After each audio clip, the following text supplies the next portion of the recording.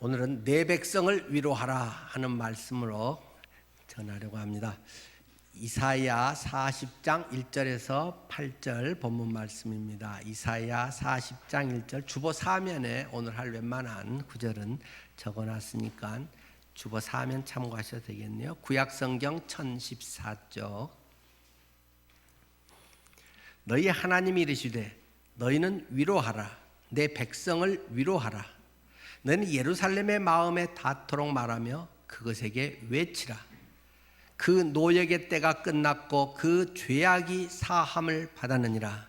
그의 모든 죄로 말미암아 여호와의 손에서 벌을 배나 받았느니라 할지니라 하시니라.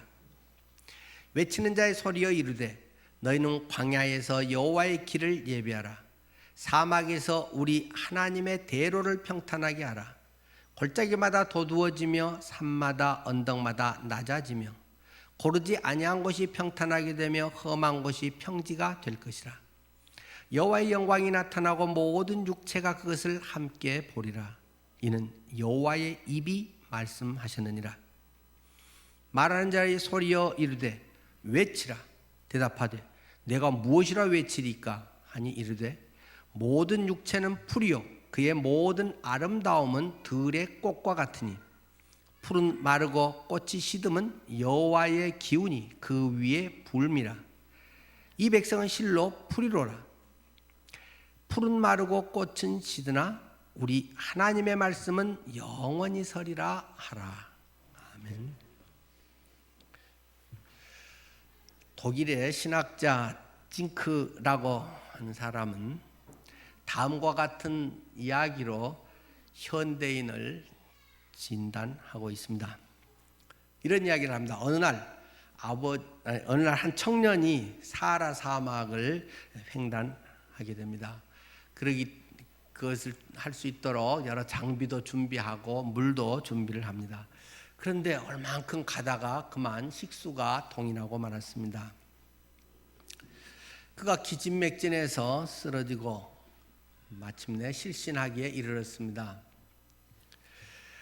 정신이 몽롱해졌는데 한참 후에 눈을 떠보니 눈앞에 야자나무가 보이고 또 나뭇잎이 흔들리는 것을 보게 되었습니다.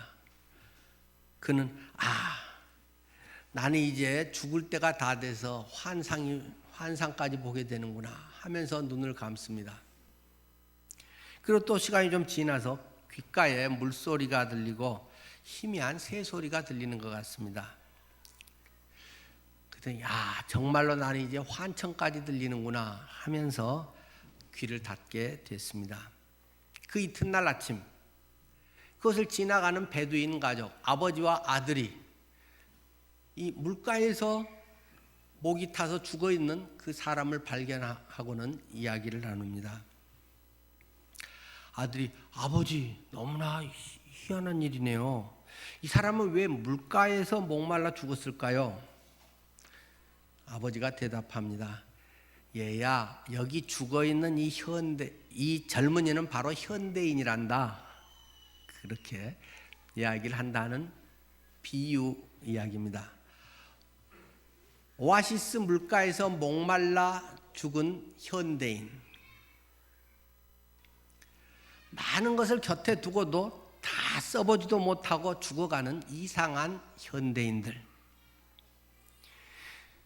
미래의 노후 대책 때문에 걱정하고 또 기껏 젊어서 열심히 모아서 써보지도 못하고 죽어가는 현대인.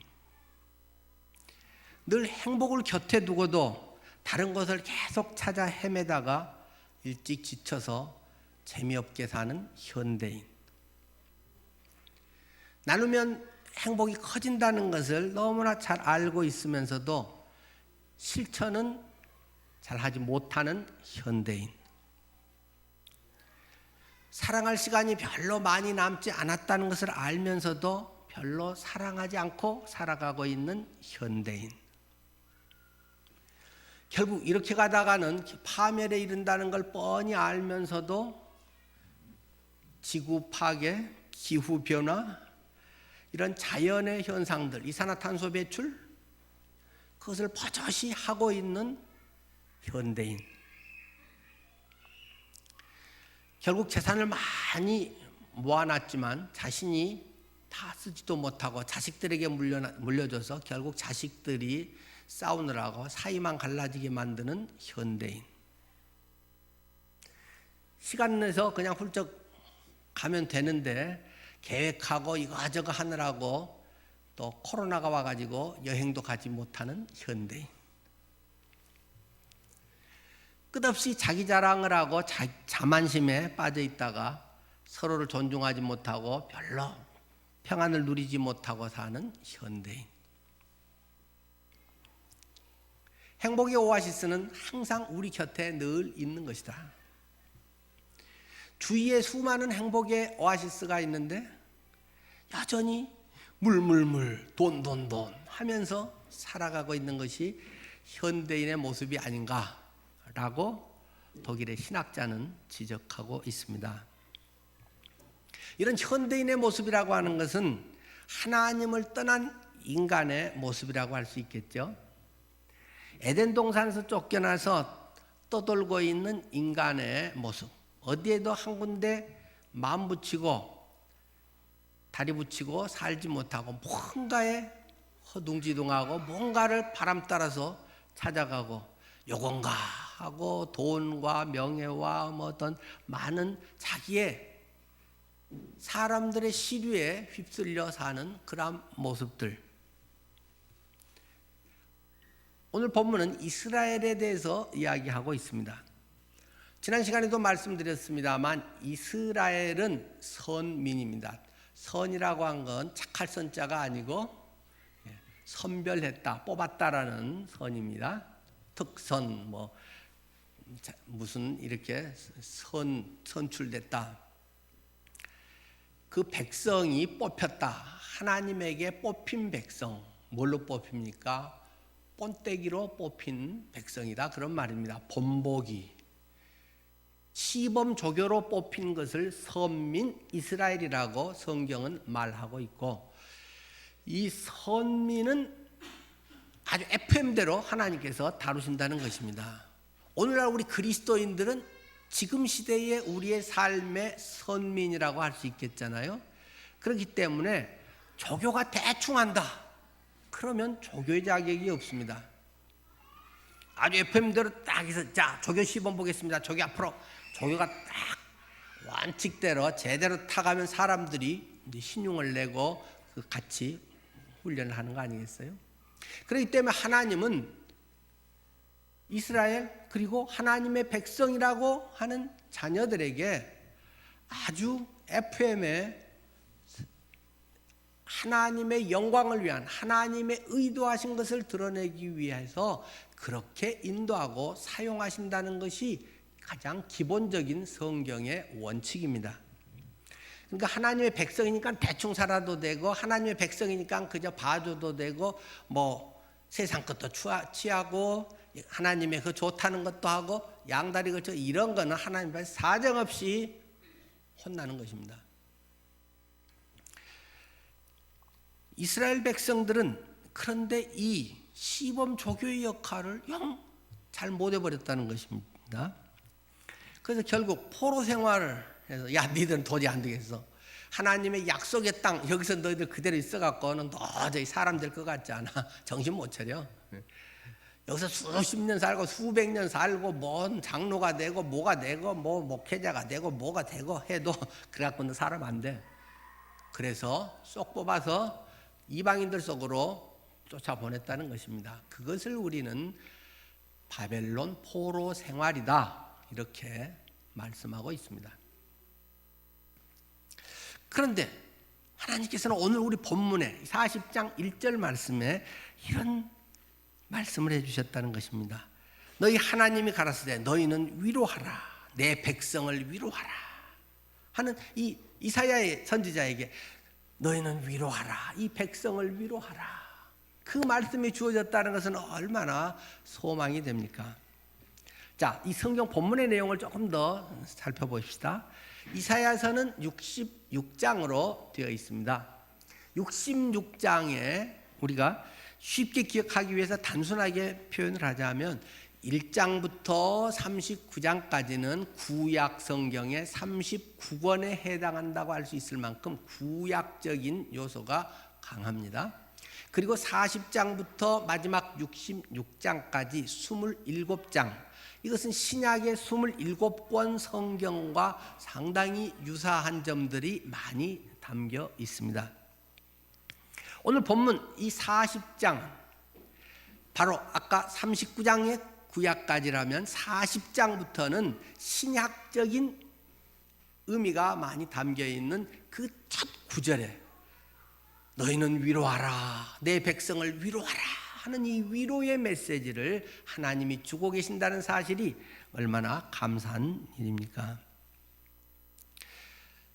신약은 마태복음 1장 1절에 아브라함과 다윗의 자손 예수 그리스도의 계보라 하면서 예수 그리스도에 대한 이야기를 시작으로 해서 첫걸음을 내딛습니다. 오늘 본문 이사야 40장 1절에 너희는 위로하라, 내 백성을 위로하라는 말씀으로 시작하고 있다는 것입니다. 진정한 위로와 해방과 자유, 그것은 예수 그리스도를 통해서 그리스도 안에서 이루어진다는 것을 이제 구약 신약을 거쳐온 우리는 잘 알게 됩니다. 예수 그리스도가 복음이시다, 예수 그리스도가 치료자이시다, 예수 그리스도가 해결자이시다, 예수 그리스도가 위로자이시다. 내 백성을 위로하라, 그 말이 얼마나 힘드니, 나도 마음 아팠어, 때리는 엄마 마음 알지, 이런 정도의 위로가 아니라는 것입니다. 예수 그리스도가 해결자다, 예수 그리스도가 위로자다, 그것을 지금 말하고 싶은 것입니다. 오늘 본문 바로 앞에 39장에는 유다의 경건한 왕들 중에 한 사람인 히스기야 왕, 때로는 존경받기도 하고 참 좋은 일도 많이 한, 하나님을 때로는 참 경외하기도 했던 그런 왕이었던 히스기야. 우리가 히스기야 하면 얼른 기억하는 게 아팠을 때 하나님 기도했더니 하나님께서 15년의 생명을 연장시켜 주셨다, 기도의 대명사처럼 보여지는 히스기야. 그러나 39장에 등장하고 있는 히스기야의 후반부, 그 병이 나은 다음 이야기입니다. 15년의 생명이 연장되고 그 후에 히스기야가 어땠는가를 아주 단편적으로 보여주고 있는 내용이 바로 이 39장 후반부에 있는 이야기입니다. 자신의 평안과 견고함에 안주하고 자기 자랑을 주체하지 못한 교만한 왕으로 묘사되어 있습니다. 자기 업적과 부를 자랑하고 싶어서 바벨론에 사신들이 왔는데 그 사신들에게 온갖 자랑을 다 늘어놓고 보여주고, 잘했지, 내 정치 잘했지, 내가 이만큼 뭘 훌륭하게 했어, 업적이 이거야, 내가 어디 출신이야, 내가 뭐야, 이런 소리를 몽땅 늘어놓는 이야기가 바로 39장에 등장하고 지금 40장 1절에 내 백성을 위로하라는 말이 바로 이어 붙어져 있다는 것입니다. 하나님을 의지하지 않고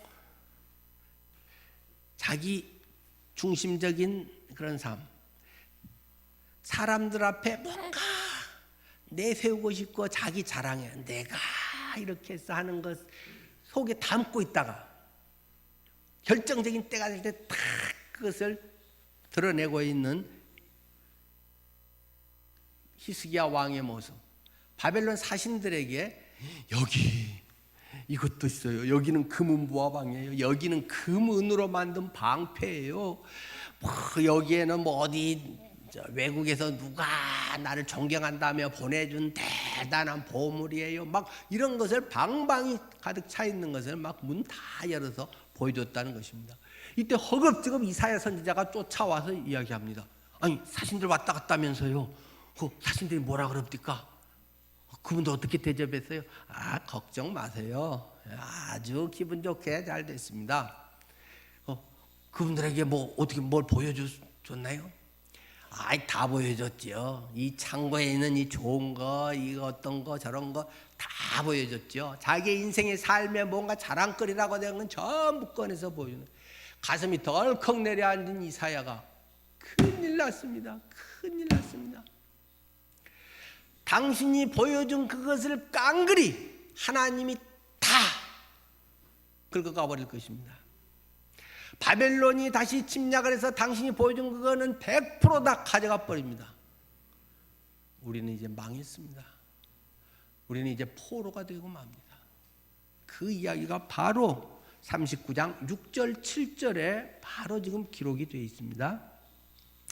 6절 읽어보겠습니다. 39장 6절 이사야. 보라, 날이 이르리니 내 집에 있는 모든 소유와 내 조상들이 오늘까지 쌓아둔 것이 모두 바벨론으로 옮겨진 바 되고 남을 것이 없으리라. 여호와의 말이니라. 또 내게서 태어날 자손 중에서 몇이 사로잡혀 바벨론 왕궁의 환관이 되리라. 모든 너희 외적인 거 다 뺏기고 다 바벨론 끌려가서 포로 생활하게 될 거고, 네가 애지중지하고 내 자식은 어떻게 잘 되면 하고 뭐 내 새끼 하고 했는데 그들 중에 일부는 바벨론 포로 가서 황관 노릇을 하며 목숨을 연명할 수밖에 없는 존재들이 된다. 제대로 일반 가정도 꾸리지도 못하고 정상적인 생활할 수도 없고 가서 그냥 내시가 돼가지고 바로 네 왕자 공주들이 그런 꼴이 된다. 이게 이사야가 하고 있는 이야기입니다. 자신을 높이고 자랑하면 하나님의 심판을 받습니다. 하나님을 의지하지 않는 인간의 세상 영광은 모두가 다 사라져버리고 말 것이다. 이사야는 외치고 있습니다. 바벨론의 포로 생활, 이스라엘이 겪는 징계의 기간은 죄값을 치르는 기간이다. 뭐 죄가 다 사해졌다고 이제 그 다음에 이야기합니다만, 죄 지어서 그때는 얼렁뚱땅 넘어간 것 같고 괜찮은 것 같고 우쭐하고 뭔가 나는 성공하고 교회 뭐저러 뭐 열심히 하는 아이 좀 찌질하게 보이고 맨날 와서 이러고 그런 게 아니고, 네 인생 거창하게 교양 있는 척하고 폼 재고 어쩌고 저쩌고 나는 너를 다 보고 있고 때 되면 한 방에 훅 날아가는 거야. 지금 그 이야기를 하고 있는 겁니다. 그 말은 조금 뒤에 더 나옵니다. 이 기간들은 죄값을 치르는 기간인데 또 그러나 단순히 죄에 대한 혼내는 것만 아니고 하나님이 그들의 불순물을 제거하고 그들을 정결하게 하시는 기간이다. 금강석에서 아무리 바람 훅훅 불고 뭐 이게 딱 끈다고 해서 금강석이 순금 99.99%에 24K가 되는 거 아니다. 깨가지고 용광로에 집어넣어서 팍팍 녹여가지고 금물 뽑아내고 뭐 이런 정년의 과정들을 여러 번 거쳐야 순금이 되는 것이다. 하나님의 네 속에 찌꺼기가 없다면 모른대. 어떻게 인간이 그러긴 하겠어요. 네 속에 많은 찌꺼기가 괜찮은 줄 알고 남보다는 나은 줄 알고 살고 있는 것에 대해서 하나님은 불순물을 제거하고 정결하게 하기 위해서 포로 생활을 허락하신 것이다. 이제 죄값을 치르는 노역의 때가 끝나가고 2절 말씀이죠. 아까 읽었던 너희는 예루살렘의 마음에 닿도록 말하며 그것에게 외치라. 그 노역의 때가 끝났고 그 죄악이 사함을 받았느니라. 그의 모든 죄로 말미암아 여호와의 손에서 벌을 배나 받았느니라. 이사야가 이 말 할 때는 실제 그랬다는 거, 이게 예언의 메시지입니다. 지금 앞으로 그렇게 된다. 앞으로 포로 생활을 할 것을 39장 말하고 이어서, 그런데 이제 나중에 회복이 된다. 포로 생활을, 그것도 무려 70년간이나 받을 건 다 깡그리 받고, 하나님 백성이니까 대충 넘어가지고, 그건 아니고 하나님의 섭리를 너희를 통해서 하고 너희를 통해 예수 그리스도를 보내고 구원과 모든 걸 보이는 건 그대로 해. 그러나 당대 니들은 네 죄에 대해서는 네 죄값을 받는 거야. 그게 하나님의 원칙, 원리라고 하는 것입니다.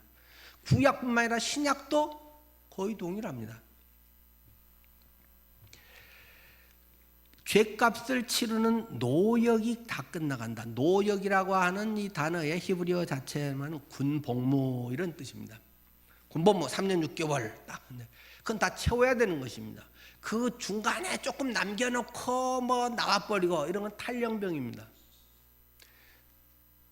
이사야보다 더 자세하게 우리가 큐티했던 예레미야는 70년간 할 것을 또 구체적으로, 이사야보다 조금 더 나중에 예언을 구체적으로 하지 않습니까? 70년의 세월, 그때는 평균 나이가, 죽는 평균 나이가 70세도 못 되던 때입니다. 그러니까 70살 했다 막 태어났다가도 포로지에서 죽고, 뭐 또 거기서 또 결혼해갖고 하고 그 자손들이 이제 돌아오는 거지. 네가 조금 뭐 그때 잘못했어요, 뭐 용서 좀 해주세요, 뭐 이렇게 몇 달 뭐 이렇게 해갖고 해결되는 게 아니다. 죄는 철저하게 심판받아야 되는 것이다. 하나님 앞에 죄를 짓고 하나님 앞에 교만한 것은 철저하게 하나님은 대가를 치르게 하신다. 이걸 우리가 확실히 알아야 대충 살지 않고 하나님을 우습게 여기지 않고 하나님 의지했다 뭐 딴 거 됐다 이런 양다리 걸치고 살지 않는다는 것입니다. 그런데 그것이 70년간의 포로 생활, 니들은 다 죽고 그 뭐 자손 때도 일부는 죽고 그 손자들 때 뭐 이렇게 해서 이제 돌아와서 뭐 스룹바벨이 성전을 뭐 건축하고 그러잖아요. 약속하신 말씀이 실현할 날이 이제 가까워졌다 하고 예언을 하고 있습니다. 그러면서 3절의 말씀, 외치는 자의 소리가 들려오기 시작합니다. 예수님이 오실 길을 준비했던 침례자 요한, 광야에서 외치는 자의 소리가 있어 하면서 이분이 어린 양이시다 하고, 보라 세상 죄를 지고 하는 어린 양이시도다 하면서 예수 그리스도를 증거하는 사역이 침례자 요한의 사역이지 않습니까? 마지막 선지자로서 죄를 책망하고 회개하라, 천국이 가까웠느니라, 도끼가 나무 뿌리에 지금 놓여 있다, 곧 나무 찍어버린다, 그 이야기를 하면서 어린 양이로다 하고 예수 그리스도를 가르치는 이 연결고리 역할이 침례자 요한인데, 외치는 자의 소리가 광야에서 들린다, 이것을 인용해서 마태복음이랑 기록하잖아요. 3절입니다. 외치는 자의 소리여 이르되 너희는 광야에서 여호와의 길을 예비하라, 사막에서 우리 하나님의 대로를 평탄하게 하라. 골짜기마다 도두어지며 산마다 언덕마다 낮아지며 고르지 아니한 곳이 평탄하게 되며 험한 곳이 평지가 될 것이다. 예수님이 부르짖어가 돼서 싹 밀어버리고 그렇게 해서 하나님의 대로를 만들 것을 예언하고 있습니다. 그런데 이 3절이 1절 끝나고 바로 3절이 있는 게 아니라 2절이 있고 3절이 있다는 사실을 놓치면 안 됩니다. 위로하라, 광야에 외치는 소리가 있어서 골치 아프고 고개를 넘어가는 인생의 구비구비 고생 뭐 이런 것이 그냥 다 해결되고 된다, 주님께 기도하면 다 된다, 그런 거 아니라는 것입니다. 2절을 지나고 3절이 있다는 것입니다.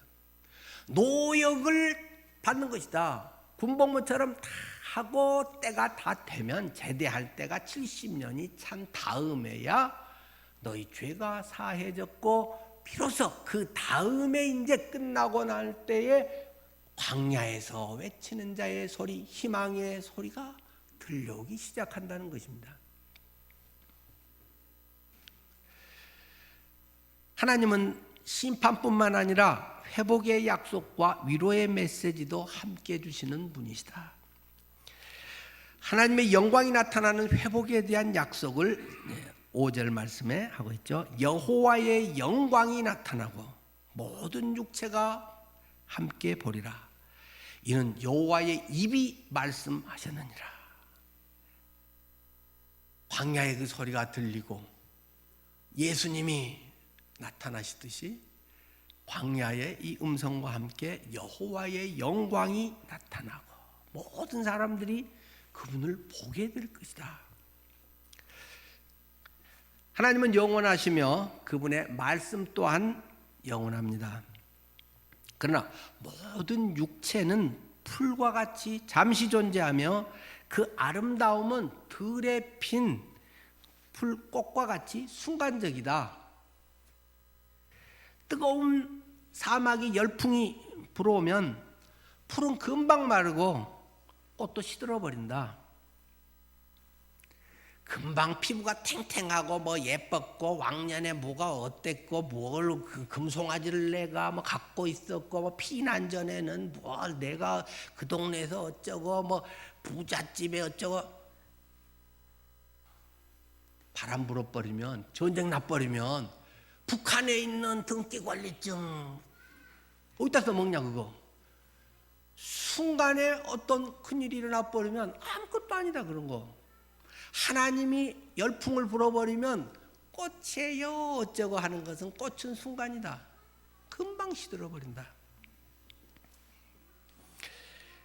인간의 정욕과 부귀와 영화와 자랑과 학식과 모든 것은 하나님의 입김 한 방에 순식간에 날아가 버리는 것이다. 그 말이 지금 6절, 7절, 8절에 그대로 나타나 있죠. 오늘 본문의 6절입니다. 말하는 자의 소리여 이르되 외쳐라. 그러니까 이사야가 뭐라고 외쳐요? 뭔 말하라고요? 그러니까 이르되 모든 육체는 풀이요 그의 모든 아름다움은 들의 꽃과 같으니 푸른 마르고 푸른 마르고 이 꽃이 시듬은 여호와의 기운이 그 위에 불미라. 이 백성이라고 하는 것은 실로 풀이니라. 무슨 참나무 막 100년 뭐 이런 게 아니고 이들은 풀과 같은 것이다. 한나절만 떼약볕이 내려쬐면 금방 시들어버리고 며칠만 비 안 와도 금방 꼬스라져 버리는 그런 것이 이 백성이다. 히스기야? 지가 왕이라고? 지가 그렇게 많이 배웠어? 지 돈이 그렇게 많어? 그가 그렇게 높은 하고 뭐 대통령이 됐어? 감옥에 가지. 뭐 이런 식이 지금 이 말을 하고 있는 내용이라는 것입니다. 마르고 닳도록 살았을 때는 폼재고 할 것 같은데 뭐 바람만 한번 불어버리면 뭐 정권만 바뀌어버리면 뭐 어떤 문제만 생기면 자랑거리가 오히려 부끄러움이 되어버릴 가능성도 있는 것이다. 이 백성은 실로 풀이로다. 인생은 실로 풀과 같은 존재다. 풀의 속성은 어떠냐? 풀은 마르는 것이야. 꽃은 시드는 것이야. 그러나 우리 하나님의 말씀은 영원히 서리라 하라. 이 말 가서 전해라. 그러니까 하나님은 참 조금 심한 것 같아요. 잘 됩니다. 좋습니다. 여러분의 이것은 큰 축복입니다. 이래야 되는데 기껏 가서 하는 게 야 니들 잘 사는 것 같으지 있는 것 같으지 금방 날아가. 이거 곧 이거 없어지는 거야. 꺼들먹거리지 마. 자랑하지 마. 가서 그러면 누가 좋아하겠습니까? 혹시 오늘 여러분의 설교 제목을 딱 보고 김효연 목사가 뭐처럼 긍정적인 설교하네. 내 백성을 위로하라. 근데 들어보면 또 긍정적인 소리도 아니고 맨날 저런 소리만 하냐? 그런 분 있으시죠? 이 땅의 모든 것은 일시적이고 모두 사라질 것이다. 육체의 아름다움이라고 하는 것은 때론 지식이라고 하는 것은 경제적 부든지 군사력이든지 하나님은 그 자랑과 자만심을 부끄럽게 만들 것이다. 심판하시는 여호와의 기운 입김이 그 위에 확 불어버리면 풀이나 꽃은 세상의 그런 영광은 도저히 견딜 수 없어 우습게 되어버리는 것이다. 가서 그거 전해라 하는 게 하나님의 메시지입니다. 그러나 우리 하나님은 그러고 끝나는 게 아니라는 것입니다. 그러나 회복을 약속하시는 하나님, 하나님의 나라는 영원히 서는 것이다. 그걸 전하고 싶은 것이 본래 마음이라는 것입니다. 그렇기 때문에 우리 성도는 세상에 사라지고 뭐하고 100년 얼마만 지나도 내 이름도 기억 못하고 내 자녀들이나 기억하지 내 손자도 할아버지 이름 뭐였는지 가물가물하게 되는 100년, 200년만 지나도 그런 사람이 이 지구상에 살다 갔는지 어떤지 남은 관심도 별로 없는 그런 존재가 우리라는 것입니다. 그렇기 때문에 하나님의 자녀는 영생을 얻은 사람은 영원한 하나님의 말씀만을 따라야 한다. 그게 지금 8절 말씀입니다. 자, 다시 조금 더 생각해 봅시다. 본문 1절에서 너희는 위로하라 내 백성을 위로하라 말씀하셨는데 그러면 어떻게 하면 위로가 되고 치료가 될 수 있겠습니까? 우리는 너무 상처가 많은 존재들이잖아요. 세상 살면서 나 상처받았어 그런 게 많고 말은 안 해도 속으로 굉장히 불편하고 떨떠름한 게 누구나 있는 거 아니겠습니까? 세 가지로 말씀을 드리겠습니다. 첫 번째는 먼저 하나님께 돌아와야 됩니다. 하나님께 돌아와야 상처가 치료됩니다. 위로가 됩니다. 회개해야 됩니다. 또는 자백해야 됩니다. 깨끗하게 씻으려면 누더기 옷을 벗어야 됩니다. 아니 명품 옷이라도 벗어야 됩니다. 아니 나를 지켜주고 폼나게 해주는 계급장 붙은 갑옷도 벗어야 됩니다. 나병 환자였던 나아만은 사람들 앞에 꽁꽁 싸매고 있던 자신을 감추어주는 그 갑옷을 훌훌 벗고 말씀을 따라서 요단강에 가서 씻음으로 비로소 어린아이와 같은 새살이 차올랐다. 성경은 말해주고 있습니다. 벗어야 씻을 수 있습니다. 있는 그대로에서 뭐 하나님 은혜를 더해 주세요. 그거 안 되는 것입니다. 그거는 그냥 괜히 기도 시간만 낭비하는 것입니다. 회개 없이는 위로와 치료가 없습니다. 하나님의 형상으로 창조된 우리는 창조하신 하나님께 돌아가야 됩니다. 고장났으면 만드는 사람이 가장 잘 알고 잘 고칠 수 있다는 것입니다. 율법은 치료를 위한 중요한 과정입니다. 성경을 잘못 알고 로마서 공부를 잘못하면 율법 폐기론자가 될 가능성이 있습니다. 굉장히 위험합니다. 우리 공부 안 하는 게 더 도움이 됩니다. 율법은 필요 없는 것이야. 아주 부분만 보기 때문에 그렇습니다. 율법으로는 3장 20절에 뭔가요? 죄를 깨달음이라. 죄를 깨닫게 하기 위해서 율법을 준 것이지 율법을 지켜서 구원받으라고 한 거 아니다. 바울이 그걸 강조하고 그러나 죄를 깨닫게 하기 위해서는 율법이 정말 중요하다라는 것입니다. 율법은 엑스레이나 MRI와 같은 것이다. 어떤 사람이 다쳤는데 아픈데 무조건 부었구만 빨간 약 바르고 붕대 좀 감고 있으세요. 이런 사람은 돌팔이 의사라는 것입니다. 그 나중에 보니까 막 뼈가 어긋났는데 부러져 갖고 막 그 속에 염증이 생기고 뼈가루가 있어서 그 사람 나중에 이제 걷지도 못하게 될 수도 있는데 요즘같이 좋은 시대는 뭘 합니까? 빨리 가서 엑스레이를 찍든지 뭐 CT, MRI를 찍어서 얼마나 되나 이게 금이 간 건지 부러졌는지 조각이 나버린 건지 그것을 정확히 보여줄 수 있는 것이 율법이라고 하는 것입니다. 네 영적 상태가 어떤데 남들은 멋있어요 훌륭해야 하는데 네 속에 암이 자라고 있는데 남들은 껍데기만 보니까 저 사람 착한 사람이에요 교회 생활 오래 했어요 뭐 주님 일 했어요. CT랑 찍어봐야 네 암이 얼마나 자랐는지를 아는 것이다. 그래서 이것도 그냥 대충 하는 것보다 철저히 하면 동네에서 찍는 그런 거 찍는 거하고 대학병원에서 찍는 거하고 돈이 틀리다. 왜 틀립니까? 기계가 틀리니까. 대학병원이나 큰 데는 최신 아주 비싼 기계를 가지고 찍으니까 해상도가 훨씬 좋다는 말입니다. 동네에서는 엑스레이 찍어도 요만하게 나오는데 거기서 찍은 거 막 이만하게 나와가지고 초기에 잘 발견 못 될 것도 좀 돈 비싸게 주고 가서 찍고 전문 판독하는 또 의사들이 있고 그러면 정확하게 알고 미리 큰일 날 걸 대비할 수 있는 것입니다. 율법이 섬세하게 우리의 삶에 함께할 때 내가 하나님의 잣대에서 벗어났구나.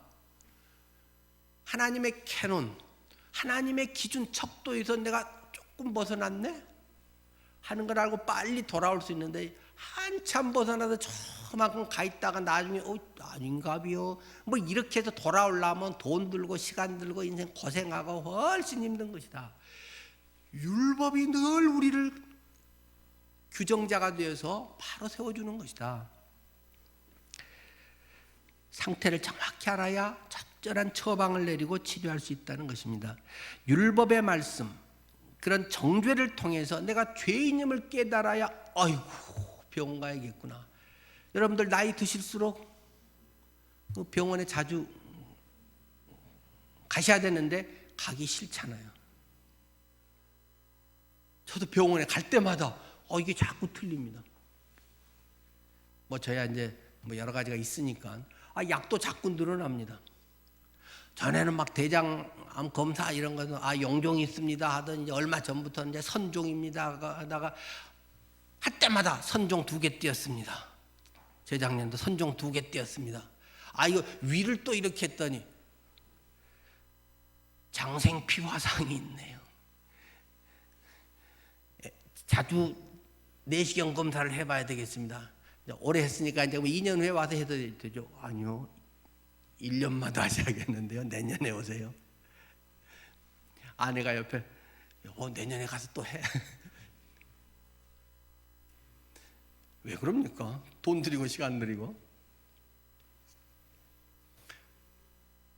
빨리 발견하면 내시경으로도 그거 할 수도 있어요. 근데 2년이나 더 지나고 혹시 커지면 그때는 수술해야 될지 모르는데요. 그 가기 싫죠. 검사 자꾸 하기 싫죠. 뭐 환갑 넘고 뭐 이제 이러면 더 관리 잘 해야 되지만 하기 싫잖아요. 율법에 자꾸 보면 찔리는 게 더 많아진단 말입니다. 그러니까 대충 하고 싶은 겁니다. 나만 그래? 그게 사람 죽이는 것입니다. 빨리 하나님께 돌아와야 됩니다. 대충 사는 사람들 빨리 회개하고 하나님께 돌아와야 됩니다. 구원 받았으니까 괜찮다? 구원 받았으니까 더 빨리 돌아와야 됩니다. 2번째, 하나님을 만나야 됩니다. 물론 만나는 건 뭐 첫 구원 받을 때 만나겠죠. 방금 율법은 엑스레이고 아무리 엑스레이 많이 찍는다고 병 낫는 거 없습니다. 오히려 더 피폭이 돼가지고 더 많이 찍으면 망가질 수도 있습니다. 너무 율법 하면은 율법의 정죄감 때문에 맨날 이거 죄냐 아니냐 뭐 해도 돼 안 해도 돼 밤낮 그렇게 살게 될 가능성이 있습니다. 율법의 정죄감으로 자학을 해서는 안 됩니다. 그러나 하나님의 말씀 앞에 바로 서고 율법이 아닌 은혜로 나가야 됩니다. 예수 그리스도의 십자가 부활로 나가야 됩니다. 십자가와 부활이 치료제고 백신입니다. 적절한 치료를 하기 위해서 율법을 들이대서 발견하는 것이고 하나님을 만나야 됩니다. 예수님을 만나야 됩니다. 예수님 안에 있어야 됩니다. 구원 받을 때만 아니라 구원 받은 다음에는 더더욱 그래야 된다는 것입니다. 하나님의 백성으로 살면서도 지속적으로 그리스도 안에서 예수 그리스도 안에서 바울이 제일 좋아하고 자주 쓰는 말 그리스도 안에서 자유함이 있다. 그리스도 안에서 치유가 있다. 그리스도 안에서 회개가 있고 바로 선다. 계속 그 원칙은 그리스도 안에서입니다. 내가 그리스도와 함께 십자가에 못 박혔나니 하나님과 친밀한 관계가 지속되어야 됩니다. 말씀과 기도 가운데 주님과의 친밀한 관계가 되어야만 한다는 것입니다. 지난 주일에는 믿음의 삶에 대해서 제가 설교를 했습니다. 근데 믿음에는 2가지 속성이 있습니다. 첫 번째는 선택해서 내가 결단하고 믿는 것입니다. 누가요? 내가 정말 예수 믿어야겠다 결단하고 그렇게 믿으려고 나가는 것입니다. 그러나 그것만 갖고 안 됩니다. 두 번째 믿음의 속성은 믿어지는 것입니다. 내가 믿어야지 한다고 다 믿어집니까? 사랑관계에서 남편을 믿어야지, 이제 남편 믿어야지, 그렇다고 뭐 다 믿어지나요? 의처증, 의부증도 막 있잖아요. 정신병 단계지만은 믿으려고 해도 안 믿어지는 게 얼마든지 많습니다. 믿어지는 것이 은혜고 그것은 하나님이 해주시는 것입니다. 우리가 믿고자 결단하면 하나님이 믿어지게 하는 것입니다. 오늘 두보 사면에 그와 관계된 구절들을 제가 쭉 여러 개 뽑아서 실었습니다. 잠언 8장 17절, 나를 사랑하는 자들이 나의 사랑을 입으며 나를 간절히 찾는 자가 나를 만날 것이니라. 간절히 찾는 자가, 대충 뭐 오면 좋고 아니면 말고 그런 거 아니라는 것입니다. 이사야 55장 6절, 너희는 여호와를 만날 만한 때에 찾으라. 가까이 계실 때 그를 부르라. 항상 주님은 뭐 어디나 계실 때 만날 수 있지만 대체로 인생에 만날 만한 때가 있습니다. 몇 번의 그런 기회들이 있습니다. 가까이 계실 때가 있습니다. 요즘 달이 엄청 막 크잖아요. 달은 항상 있지만 우리가 보기에 조금 할 때도 있고 엄청 슈퍼문처럼 클 때도 있습니다. 가까이 올 때 우리가 현미경 뭐 만원 뭐 이렇게 천체 만원 이런 걸로 보면 훨씬 잘 볼 수 있습니다. 신약에 바티메오라고 하는 사람이 있었다는 것입니다. 맹인이었다는 것입니다. 그런데 자기 동네 예수님이 지나간다는 소리를 얼핏 들었습니다. 그분을 만나면 다 해결된대. 그분 만나야겠어. 내 눈 떠야겠어. 그렇게 해서 그 사람이 예수님이 있다는데 물어물어 오는데 사람이 막 인산이네 하고 뚫고 갈 수가 없습니다. 그 맹인이 뭐 남들이 다 비껴주겠어요? 다 뭐 비태 쏜다 그러면 뭐 비껴주고 그러겠어요? 막 쫓아가고 막 사인이나 받고 악수라도 한번 하고 막 가까이서 보려고 사람들 하지. 저분은 장애인이니까 내가 저 뒤에 가 있어야지. 그런 인기인만 만나는 것도 사람들 그런 거 안 하잖아요. 예수님을 만난다는데 막 다 나도 치료받아야지 뭐 어쩌고 한데 이 사람이 방법이 없으니까 소리 지르는 것밖에 없다는 것입니다. 그래서 뭐라고 소리를 지릅니까? 다윗의 자손이여 나를 불쌍히 여겨 주옵소서.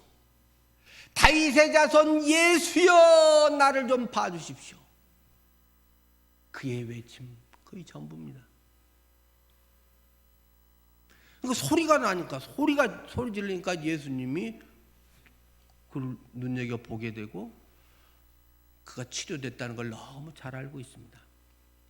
가까이 있을 때 예수님은 이 땅에 뭐 33년간 살아 계셨으니까 만날 수 있겠지만 때가 있습니다. 늘 교회 오면 주님이 있고 뭐 성령이 오셨네 하지만 여러분의 인생에 결정적으로 중요한 때가 있습니다. 주님을 절실히 만나고 여러분의 삶에 놀라운 변화와 능력을 경험할 때가 있는 것입니다. 몇 번인지는 알 수가 없습니다. 사람마다 틀리겠죠. 많은 사람은 그것을 흘려보냅니다.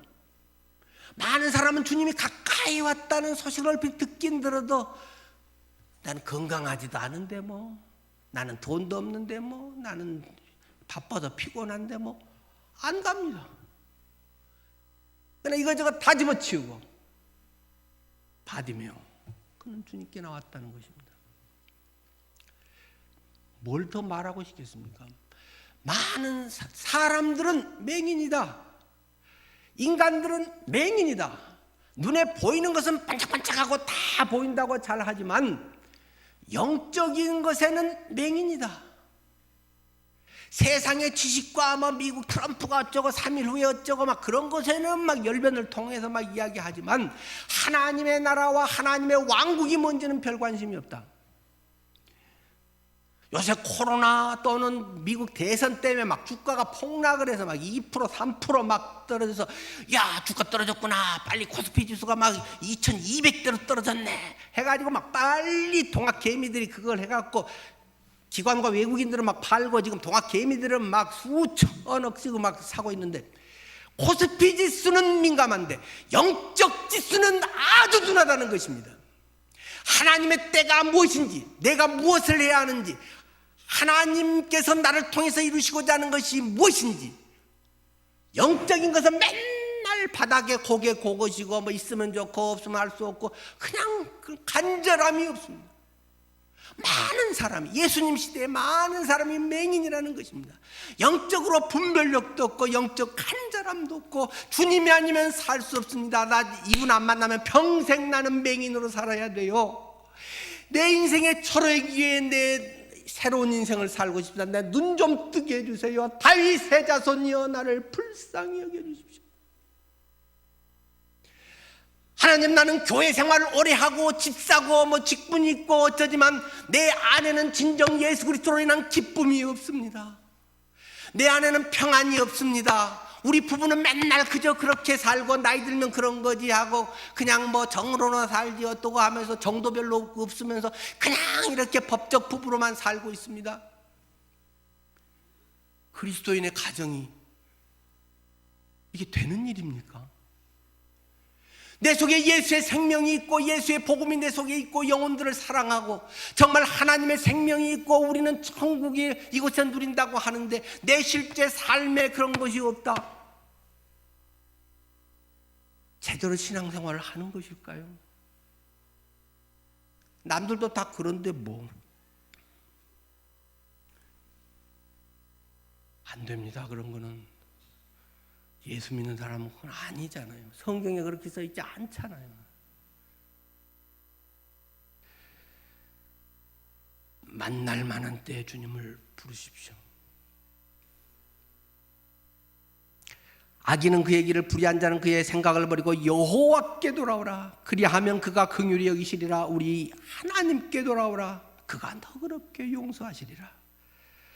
58장 9절 이사야, 내가 부를 때는 나 여호와가 응답하겠고 내가 부르짖을 때는 내가 여기 있다. 엄마 여기 있어. 불안해하고 떠는 유치원 아이에게 엄마 여기 있어.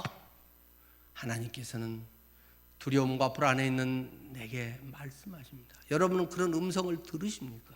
하나님의 음성을 듣습니까? 왜 성경이 있지요. 성경이 기록되어 있죠.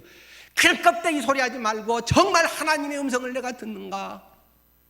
하나님이 내게 말씀하신 것이 성경에 기록된 로고스의 말씀이 레마의 말씀으로 내 생명을 강타하고 내 삶의 변화가 있고 살만 나고 하나님 살아계시구나. 언제 여러분은 그것을 경험했는가? 그럼 경험도 별로 없으면서 신앙생활한다고 하나님 함께 하세요, 항상 좋으세요, 나를 최선으로 인도하세요, 그런 쇼만 하고 있는가? 주님은 우리에게 질문하지 않겠습니까? 고린도서 6장 1절로 넘어갑니다. 우리가 하나님과 함께 일하는 자로서 너희를 권하노니 하나님의 은혜를 헛되이 받지 말라. 하나님의 은혜를 헛되이 받지 말라. 많은 사람은 하나님의 은혜를 헛되이 받고 있다는 말입니다. 그분은 나를 왜 구원하셨어? 십자가에서 그 고통을 당하고 죽으셨어. 그래서 부활하시고 우리를 구원하셨어. 그런 교리적인 소리 하지 말고 분명히 맞는 이야기지만 그래서 네 은혜로 그 삶이 변했어? 돈 쓰는 거 시간 쓰는 게 변했어? 이 게으름에서 벗어났어? 맨날 변명하고 핑계대는 것에서 벗어났어? 네가 주님을 위해서 네가 그래도 좋아 죽겠어서 목숨 걸 수 있어? 어떤 한 사람을 사랑하면 국경도 나이도 초월하고 결혼도 하는데 네가 정말 예수 그리스도를 만나서 그리스도가 그렇게 좋다면 그 정도도 안 돼? 네 생명의 은인이라며? 주님은 우리에게 질문하십니다. 은혜 그런 쓸데없는 소리, 그러한 껍데기 같은 소리 하지 마라. 진정 네 가슴에서 터져나오는 음성이 아니면 하나님의 은혜를 헛되이 받지 말라. 주님은 우리에게 외치고 계십니다. 이르시되 내가 은혜 받을 만한 때에, 은혜 베풀 때에 너에게 듣고 구원의 날에 너를 도왔다. 주님이 우리에게 말씀하십니다. 보라, 지금은 은혜 받을 만한 때요, 보라, 지금은 구원의 날입니다. 지금 여기 계신 우리들 푸른 성도님들, 지금 인터넷을 통해서 이걸 보고 계신 분들, 제가 담임 목사로서 우리 교회에 35년을 있으면서 지켜본 중에 우리 교회 집사님들 중에 구원 못 받은 사람이 분명히 있습니다. 이 자리에 지금 이 방송을 중계를 보고 있는 집에 계신 분 중에 분명히 구원 못 받고 시조하고 있는 집사님들이 있습니다. 빨리 회개해야 됩니다. 언제까지 내가 살아있을지 장담할 수 없습니다.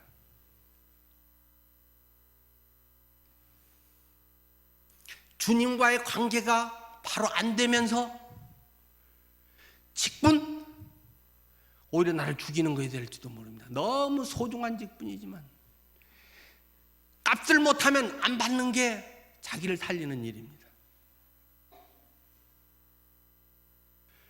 보라, 지금은 은혜 받을 만한 때요, 보라, 지금은 구원의 날이다.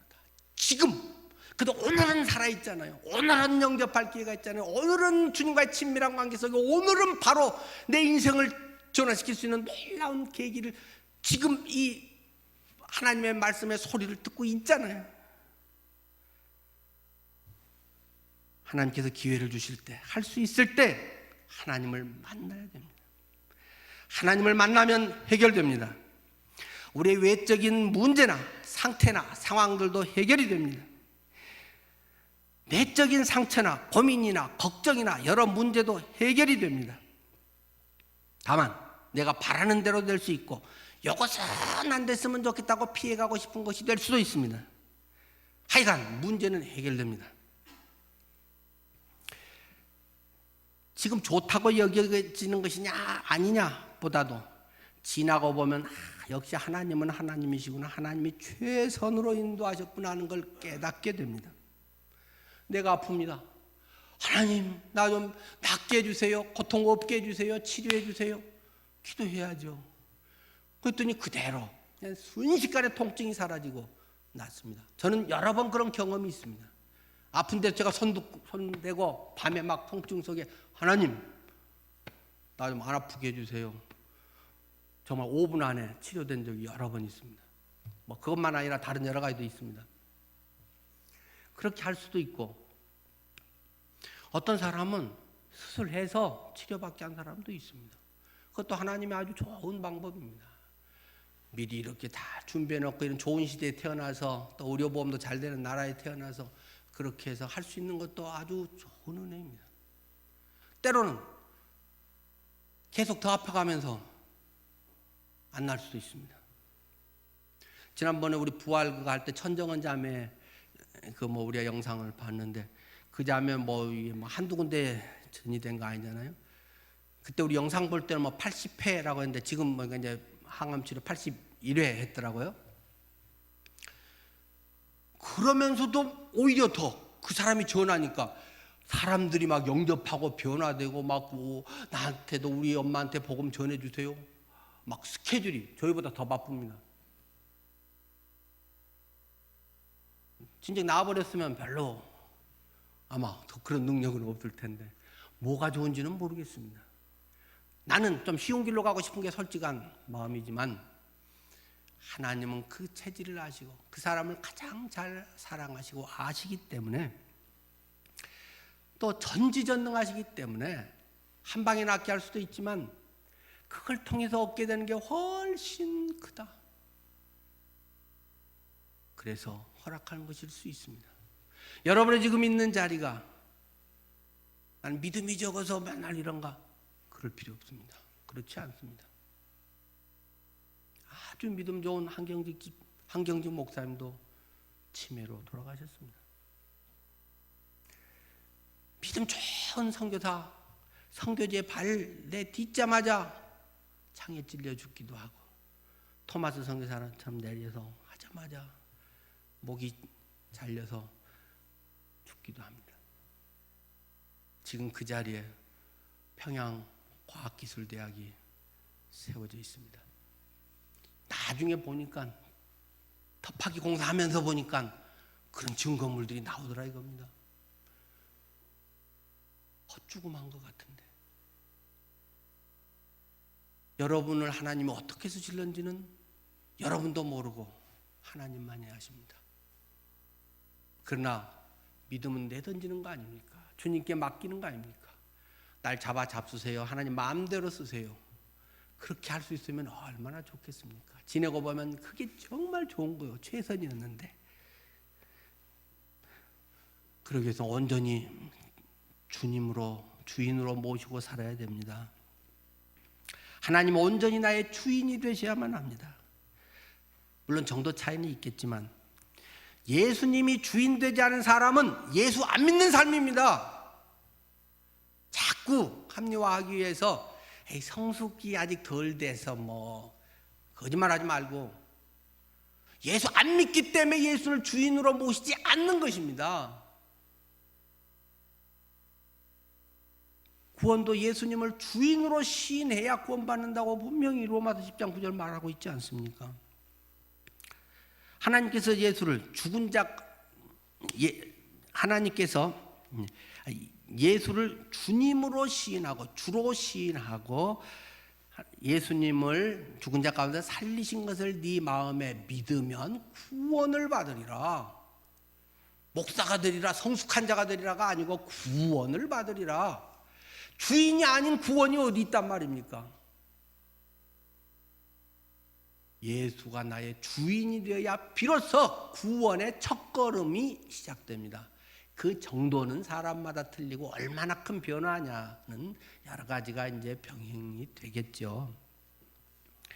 여기 있는 우리가 늘 강조하는 거 로마서 14장 7절 9절 우리 중에 누구든지 자기를 위하여 사는 자가 없고, 근데 앞에 현대인 얘기했지만 현대는 그러면 나를 위해서 살지, 내가 없으면 세상도 없는데,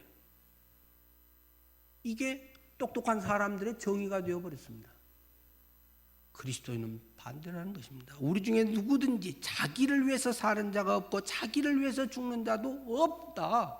있으면 네 주님의 주인으로 모시지 않는 거다. 예수 안 믿는 거야. 너는 예수를 믿었다고 하는 것은 예수를 누구든지 자기를 위해서 사는 것이 아니고 자기를 위해서 죽는 것도 아니다.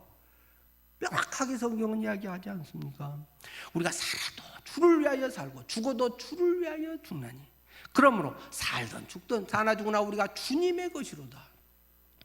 이를 위해서 그리스도가 죽었다가 다시 살아나셨으니 곧 죽은 자와 산 자의 주인이 되게 하려 하심이라. 예수님이 죽었다가 십자가 죽으시고 부활한 것은 네 불쌍해서 지옥 안 가고 천국 가게 해준 것이 본래 목적이 아니야. 한 영혼 구원받아서 천국에서 기쁨이 되고 구원받았어요. 그것이 목적은 아니야. 예수가 너의 주인이 되어서 네 천국 가는 그 정도가 아니라 하나님의 놀라운 세상을 이 세상에서 경험하면서 그런 사람들이 함께 어우러져서 교회를 통해서 하나님의 왕국을 이루기 위해서 그 가장 기본적인 전초 첫 단계가 예수님을 영접하고 구원을 받는 것이지, 그것을 복음으로 전해야지 지옥이냐 천국이냐 밤낮 그것만 따지는 초신자로 살면 안 된다는 것입니다. 마칩니다. 어떠한 어려움이나 문제 가운데 있든지, 여러분 혹시 잘못된 것이 있든지 그런 게 있다면 돌이켜 회개하십시오. 대부분 회개할 거리 있지 않을까요? 주님을 진하게 만나십시오. 그로 온전히 그분을 나의 주인님으로 모시고 그 안에서 살아가십시오. 그것이 위로의 비결입니다. 내 백성을 위로하라, 이 말 하라고 하는 것입니다. 여러분들의 삶에 이것이 위로가 되기를 축원합니다. 기도하겠습니다. 저는 어제 밤 10시 기도회 때 간절히 기도했습니다. 오늘 설교의 성도님들의 마음이 찔게 해주십시오. 그저 예배 와서 하는, 오랜만에 하는 이런 대면 예배 이런 예배 정도로 예배하고 아유 잘했어 이런 예배가 아니라, 혹시 무디어져 있다면 그 사람에는 꼭 찔림이 있게 해주십시오. 하나님, 성령님께서 역사하셔서 그 영혼을 뒤흔들어 놓게 해주십시오. 그렇게 기도하고 와서 저는 설교하고 있습니다. 물론 그럴 일이 없으면 얼마나 좋겠습니까? 모든 게 다 온전히 주님 안에서 잘 되고 있어서 회개할 일도 없고 늘 주님과 친밀한 교제가 있다면 얼마나 목사로서 감사하고 보람있고 뿌듯하겠습니까? 근데 그렇지 않은데도 괜찮게 산다. 않은데도 뭐 그냥 그대로 산다. 큰 병에 걸린 것입니다. 보라 지금은 은혜 받을 만한데요. 보라 지금은 구원의 날이로다. 지금입니다. 오늘 여러분은 들었습니다. 혹시 이 중에 회개한다거나 아니면 아직 예수님을 진짜 만난 건지 아닌지 헷갈린다. 못 만난 겁니다. 그 사람은 주님 저를 불쌍히 여겨주십시오. 저를 만나주십시오. 이 시간 1분도 안 걸려서도 문만 열면 빛은 그냥 들어오게 돼 있는 것입니다. 1분 안에 내가 여기 있다. 주님은 말씀하시고 내 안에 가득 채워주십니다. 이 시간이 꼭 그런 은혜의 시간이 되기를 축원합니다. 잠시 후에 제가 마친 기도하겠습니다.